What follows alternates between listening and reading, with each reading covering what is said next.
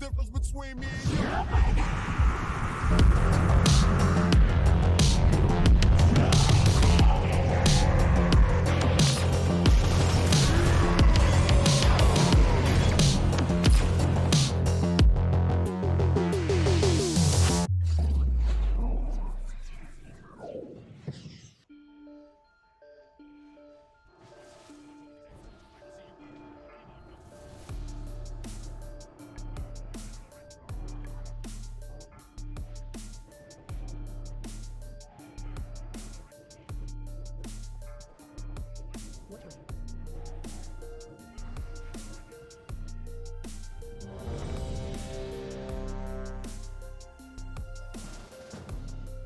Heyo!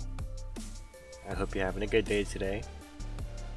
So this is going to be starting to get a little spicy here. This is going to be, I think it's part 3 of my heroic series, where I go through and knock out every heroic in Wrath of the Lich King. This is going to be Utgarde Pinnacle, so it starts to get a little fun, a little bit more challenging, especially for multi-boxers, especially the parts if you try and skip anything like getting around corners here at the start. You guys get stuck.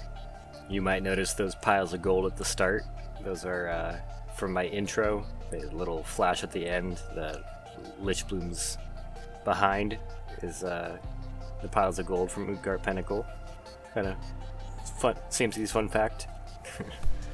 But this place is mostly challenging because of positioning, especially for the bosses, but the mobs can also be a little finicky. You'll see that I try to always target seers first because they have healing wave, so blast the healer down first.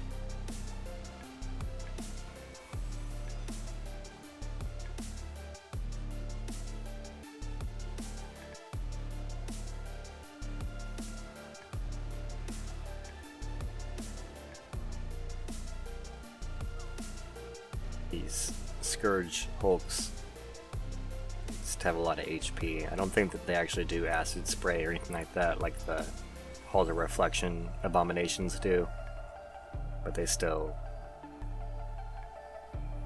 you know, still follow the good rule of thumb and don't face mobs towards your guys.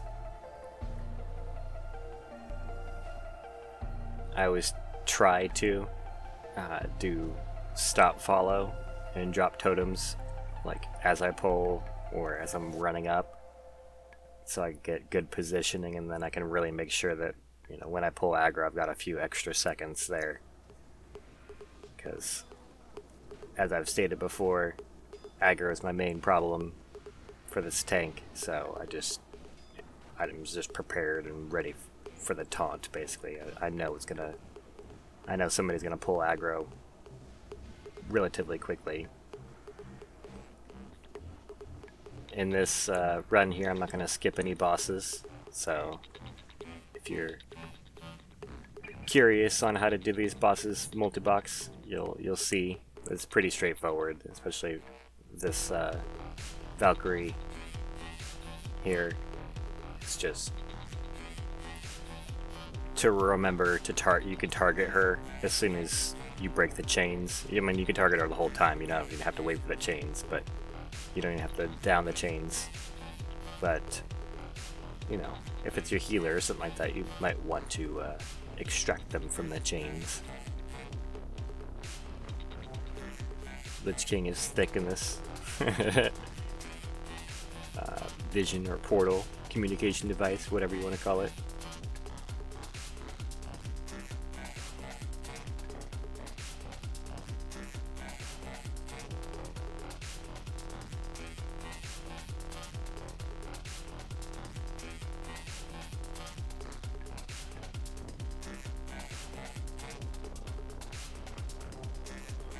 If you do have a paladin tank, I would suggest putting Turn Evil on your bars, because I know it's supposed to only work for undead, but there's a surprising amount of mobs, including the ones in Violet Hold and other instances that are not undead, that you can use it on, which is kind of nice.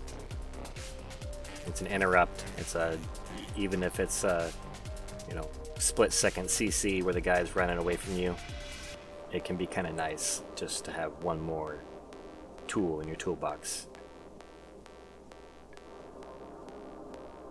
And I'm sure that you've noticed by now that it's my paladin is a enchanter, so if you do multi-box and you do something like what I'm doing here, it's a definitely a nice thing to have as an enchanter for all those blues, if anything else.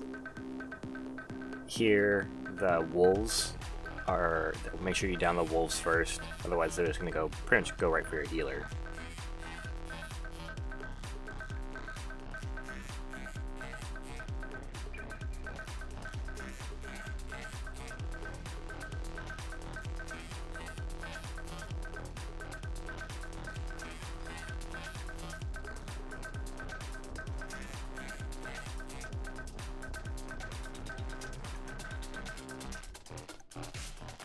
They don't have a ton of HP, so they're really easy to take down, like 53k.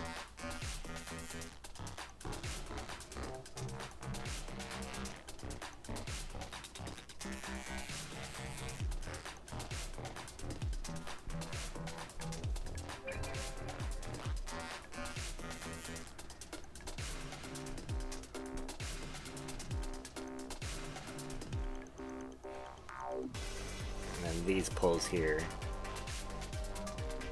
coming up here in just a second to get to the fun boss.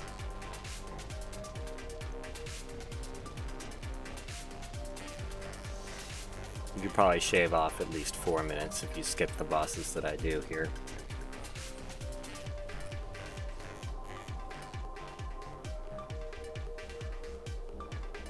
And then I made O something really far out of the way. My keybinds, O is drink water for all my guys. Something that's very nice to set up ahead of time, and then whenever you saw for just a second there was looting, so I made all my guys drink, because even if it's just for a few seconds to make sure that there's less downtime.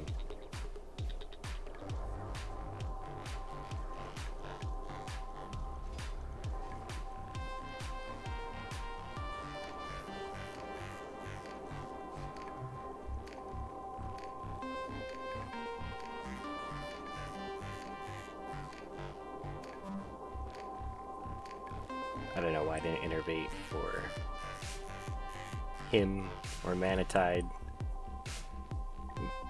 I must have done something because he's starting to regen some mana, but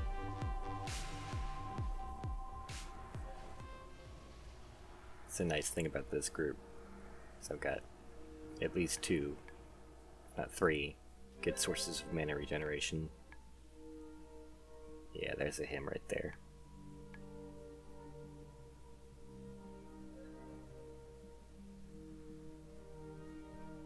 He wants my boomy. Just trying not to spray my group there.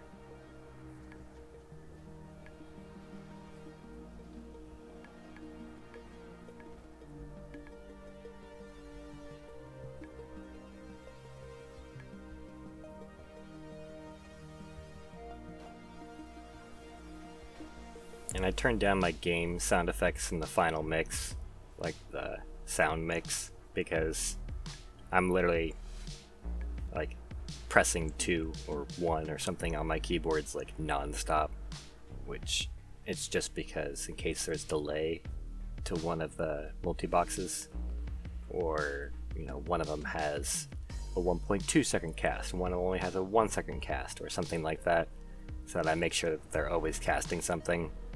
I used to just press like one like every second, like literally every 1 second, just because it would save my hand after, you know, doing a couple dungeons. You get your wrists and your hands get a little gamer fatigue. So, but now anymore, I just mash 1 or 2, whatever the appropriate buttons are.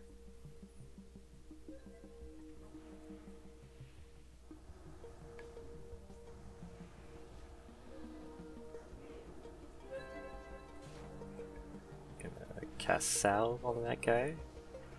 Trying to remember to use that. It's a pretty nice thing to remember. This bro's not super easy as multi-boxer. because of the positioning. Like, you really gotta keep your head on a swivel and watch out for what side is being frosted. You know, make sure that you're keeping your head on a swivel and leave yourself a little extra room. I like to position my guys kind of in the middle of the row until I know for sure where it's coming. And then if you're quick on the first initial pull, you can skip, I don't know, I don't want to say a wave, but you can down the boss a little bit faster by going right for a harpooner instead of all the little trash mobs, and get a harpoon and immediately go over and launch one, you know, as soon as possible. And then you don't have to wait quite so long for him to make another pass. And then make sure that you're far enough away from your DPS and your healer that when he whirlwinds, he doesn't just obliterate them. I have wiped on this part a couple of times, mostly because I'm not paying enough attention for this initial pull. But really make sure that I use Holy Wrath and freeze those guys so I can get into position and get kind of some baseline aggro on them as I run up further, and then I can really scout out and see, you know, what side she's going on. If you're really on the ball, you can pick up, you know, kill a harpooner first, and then pick up a harpoon, and then run over there real fast. And you'll see here, I was not paying enough attention, and my guys are just sitting in the frost. Poor Lich Bloom's getting pwned over there. But I think I used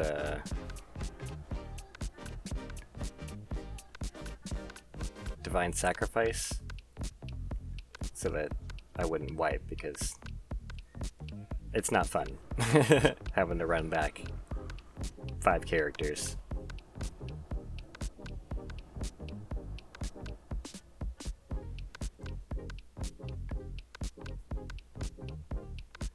Get out the way.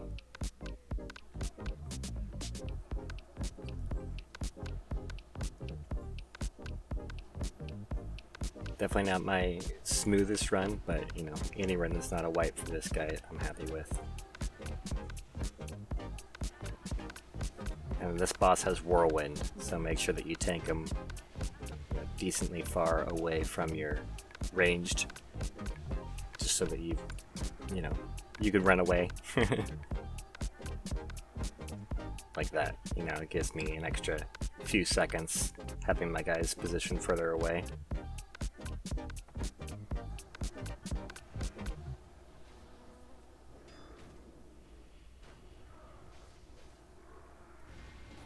Easy boss, as long as you're not standing in the frost. Imagine that.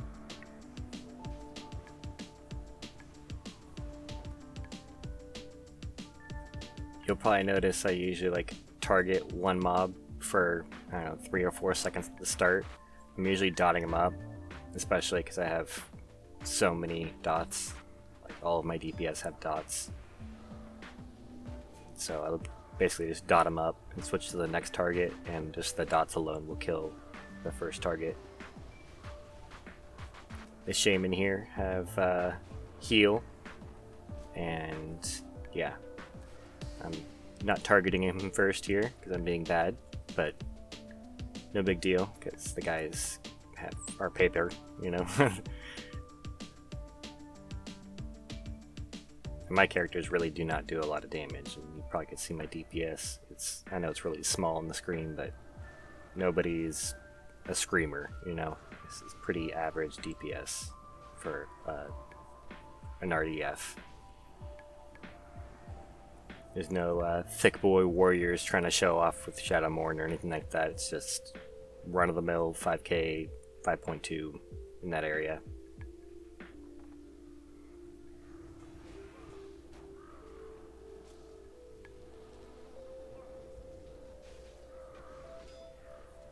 This pull can kind of suck. I think there's somebody that fears. I'm not positive. I'm pretty sure that somebody here fears though. So, you know, yeah, there's definitely a fear right there.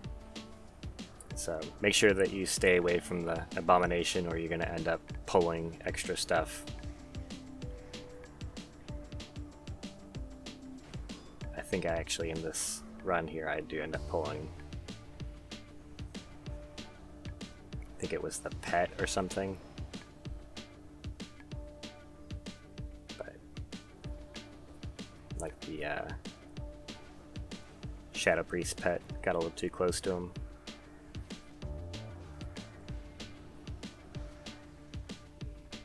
Or I was just button mashing, and I probably, because I was, yeah, I think that's what it was. I didn't see a pet out.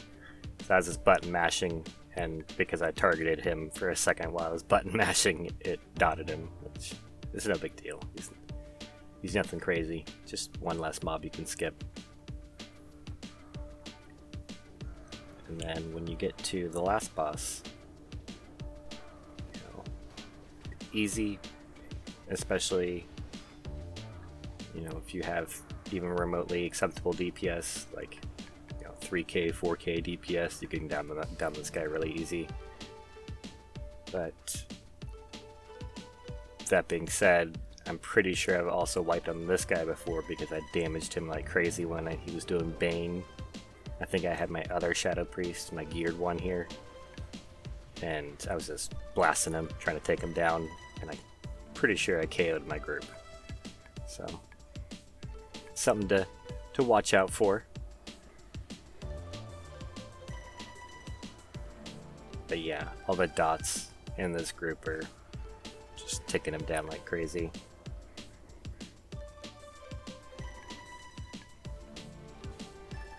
To the point where it's a little annoying, you know, you get like 3 to 4 seconds to do DPS, and then he goes to the next statue and gets his next buff. Pretty standard for groups, you know. I would suggest bloodlusting right off the bat, because it's such a short boss, you might as well, but